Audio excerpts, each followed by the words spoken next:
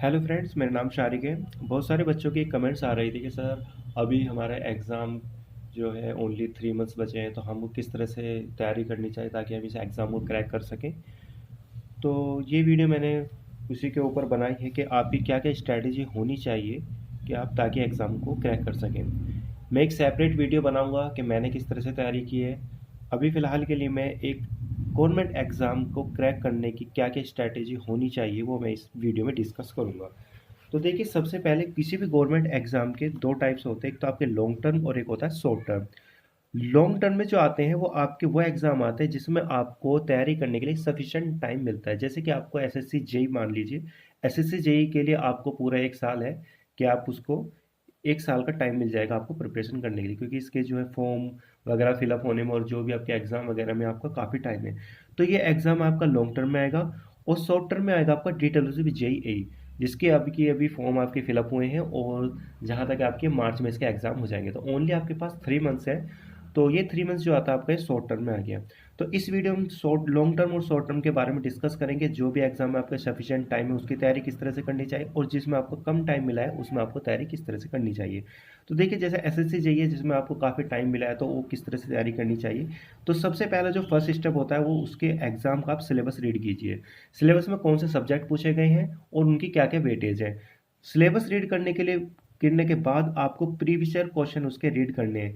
देखिए, previous year question को read करने का सबसे जो उसका मेन फ़ायदा है वो ये है कि आपको उस एग्ज़ाम के बारे में पता चलेगा।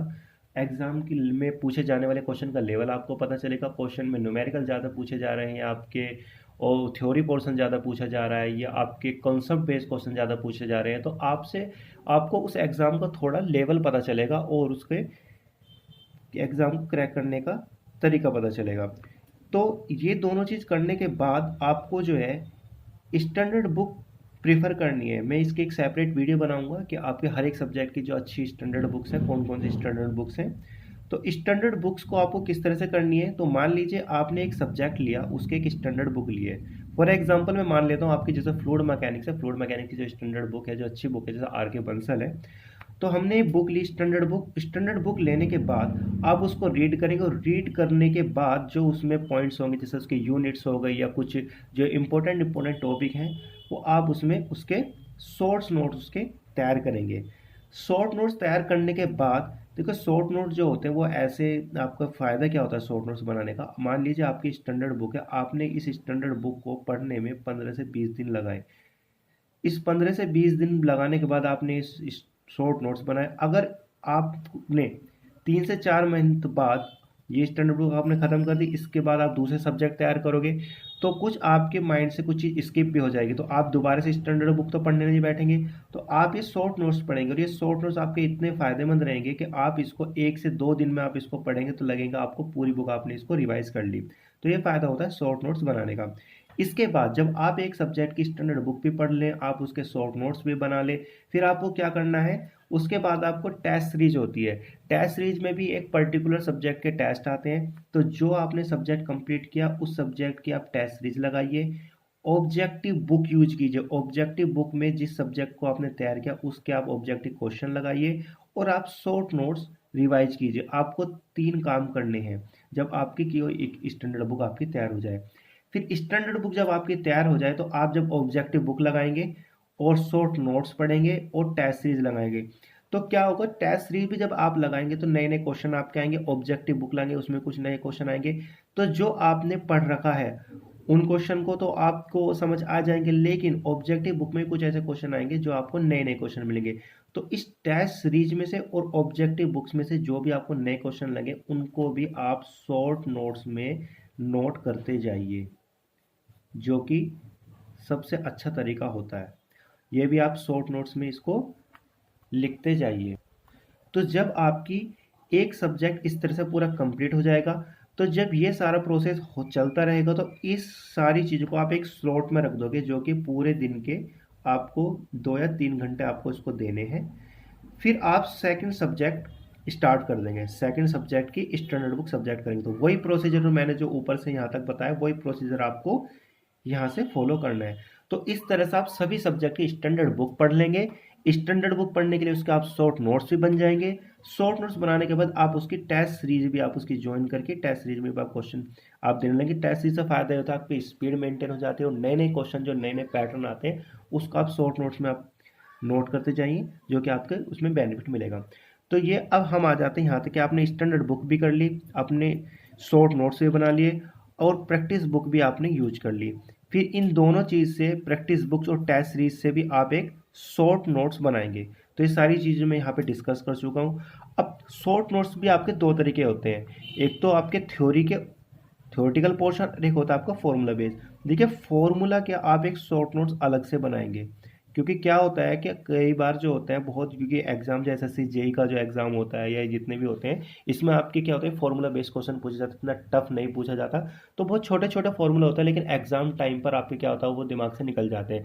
अगर आप उसके अलग से शॉर्ट नोट्स बनाएंगे फॉर्मूले के छोटे छोटे, तो आपको वो ऐसे दिमाग में रट जाएंगे कि आप उसको डेली जब देखोगे एक बार तो सारी चीज़ आपके दिमाग में अच्छी तरह से फिट बैठ जाएगी। तो ये सारा एक पूरा प्रोसेस है। फिर फाइनली आपको क्या करना है, जब आप सारे सब्जेक्ट की स्टैंडर्ड बुक भी पढ़ लेंगे, उसके शॉर्ट नोट्स भी बना लेंगे और टेस्ट सीरीज भी देंगे, तो सब जब आपका सारा सिलेबस कंप्लीट हो जाएगा तो फाइनली आपको क्या करना है, प्रैक्टिस बुक आपको यूज में लानी है, शॉर्ट नोट्स पढ़ते रहने हैं और टेस्ट सीरीज देते रहनी है।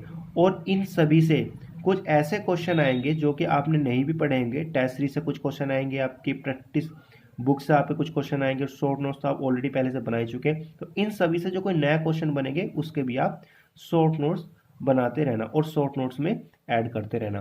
तो ये तरीका होता है कि कोई भी लॉन्ग टर्म एग्जाम होगा उसके अच्छे से प्रिपरेशन करने का, ये सबसे अच्छा तरीका है। और एक चीज़ आप और ध्यान रखिए कि जब आप प्रैक्टिस बुक है, प्रैक्टिस बुक में जब आप इसको प्रैक्टिस बुक में आप जो ऑब्जेक्टिव एमसीक्यू क्वेश्चन लगाते रहते हैं, तो आप बुक में उसके आंसर पर टिक ना लगाया करें। टिक ना लगाकर आपको मान लीजिए आपके चार क्वेश्चन है, फर्स्ट सेकंड थर्ड और फोर्थ, चार क्वेश्चन आपके, ठीक है, ये चार क्वेश्चन है। अब मान लीजिए चार क्वेश्चन में पहला जो क्वेश्चन आपने पढ़ा वो ऐसा क्वेश्चन है ताकि आपने स्टैंडर्ड बुक में पढ़ा और शॉर्ट नोट्स में पढ़ा वो आप इजीली कर सकते हैं। सेकंड क्वेश्चन ऐसा है जो आपने अभी तक नहीं पढ़ा या फिर पढ़ा है तो लेकिन उसमें आपको डाउट है, लगता है कि हाँ ये चीज़ कोई नई चीज़ आई है, आप ध्यान, तो उस पर आप पेंसिल से लिख के पेंसिल से एक स्टार मार्क कर लीजिए। फिर जैसे कोई थर्ड क्वेश्चन आपने ऑब्जेक्टिव बुक्स में आपने पढ़ा वो आपको बिल्कुल न्यू लगा, तो उस पर आपको स्टार मार्क कर लेना है। फिर होगा क्या, जब आप इस प्रैक्टिस बुक को आप यूज करेंगे, दो तीन बार पढ़ेंगे, तो आपको फिर ये वाले क्वेश्चन पढ़ने में आप टाइम वेस्ट नहीं करेंगे, सिर्फ जिन पे स्टार मार्क है उसी को एक बार आप क्वेश्चन को दोबारा से पढ़ेंगे, ताकि ये चीज़ जो आपके पहले जो डाउट था वो आपके क्लियर होते चले जाए। तो ये कई सारी चीज़ें जो आपको एक अच्छी प्रिपरेशन करने में आपकी हेल्प करेंगे। अब हम बात करते हैं शॉर्ट टर्म की। शॉर्ट टर्म में जैसे कि आपके DWS भी ए जेई और ए के एग्ज़ाम आ रहा है जो आपके ओनली 3 मंथ्स हैं। अब इस 3 मंथ्स में आपको क्या करना है, तो सबसे पहला काम क्या, आपको सिलेबस उसकी नोटिफिकेशन रीड कीजिए और सिलेबस देखिए उसमें सिलेबस में पूछा क्या गया है। फिर उसके प्रीवियस ईयर क्वेश्चन, कि आपके प्रीवियस ईयर क्वेश्चन में वो किस तरह से डाटा पूछ रहा है, न्यूमेरिकल ज़्यादा पूछ रहा है या थ्योरी पोर्शन ज़्यादा पूछ रहा है, कंसेप्ट बेस ज़्यादा पूछ रहा है। तो ये सारा एनालिसिस जो आप किसी प्रीवियस ईयर क्वेश्चन से करेंगे। फिर इसके बाद जो है तो देखिए आप स्टैंडर्ड बुक पढ़ेंगे तो इतना आपके पास टाइम नहीं है। फिर इसके बाद आपको करना ऑब्जेक्टिव बुक्स हैं, जो कि मैं आपकी वीडियो बता भी चुका हूँ कि क्या कौन कौन सी आपकी ऑब्जेक्टिव बुक्स लगानी है। ऑब्जेक्टिव बुक्स लीजिए और आप क्या करिए, टेस्ट सीरीज ज्वाइन कीजिए, टेस्ट सीरीज लगाइए।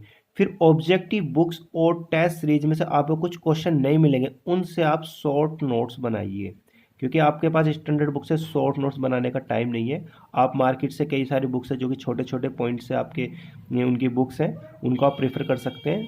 तो ऑब्जेक्टिव बुक्स और टेस्ट सीरीज से जो कोई नए क्वेश्चन मिलेंगे उनसे आप एक शॉर्ट नोट्स बनाएंगे, क्योंकि मैं भी यही करता था, जो टेस्ट सीरीज लगाता था ऑब्जेक्टिव लगाता था तो उसमें कुछ ऐसे क्वेश्चन मिलते थे तो जाके मुझे पूरी तरह से बुक ना पढ़ने पे तो मैं उनके शॉर्ट नोट्स बना लेता था। तो एग्ज़ाम टाइम पर मैं ओनली शॉर्ट नोट्स उनको पढ़ता था ताकि मुझे सारा याद रह जाता था। अब इसमें भी शॉर्ट नोट्स आपके दो तरीके के बनेंगे, एक आपका थ्योरिकल पोर्शन और एक होता है फॉर्मूला बेस्ड होगा। तो जो फॉर्मूला के आप अलग से नोट्स बनाए जिसमें सारे फॉर्मूला होंगे। फिर फाइनली आपको क्या करना है, ऑब्जेक्टिव बुक्स, शॉर्ट नोट्स और टेस्ट सीरीज आपको लगाते रहनी है। तो इसमें से क्या होगा, ऑब्जेक्टिव बुक्स और टेस्ट सीरीज में जो भी नए नए क्वेश्चन होंगे आप उसमें शॉर्ट नोट्स में आप उसमें ऐड करते चले जाएंगे।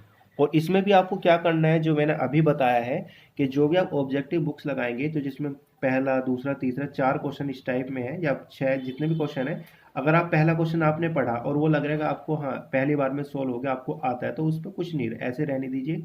सेकंड क्वेश्चन आपने पढ़ा लेकिन आपको डाउट्स हो रहा है कि आप भूल जाएंगे या कुछ इसमें अलग चीज़ है, तो आप उसको स्टार मार्क कर लेंगे या कोई भी एक साइन ऐसा मार्क कर लेंगे, ताकि जब आप एक बार उसको बुक को अच्छी तरह पढ़ लें, दोबारा जब उसको बुक करें तो आप इन क्वेश्चनों पर टाइम वेस्ट ना करें। सिर्फ ओनली उन क्वेश्चन को आप देखें जिनमें आपको पहले कभी दिक्कत आई थी, डाउट्स आए थे। तो ये सारी जो स्ट्रेटेजी आपकी किसी भी एग्जाम को क्रैक करने की होती है, ओनली मेहनत आप उस डायरेक्शन में कीजिए जहाँ पे आपको उस चीज़ में फ़ायदा मिले। क्योंकि मेहनत करोगे, अगर सही डायरेक्शन में करेंगे तो आप उसका रिजल्ट ही मिलेगा, नहीं तो मेहनत अगर हार्ड वर्क करते रहे आप और गलत डायरेक्शन में हो गए तो टाइम वेस्ट ज़्यादा होगा और रिजल्ट इतना नहीं आएगा।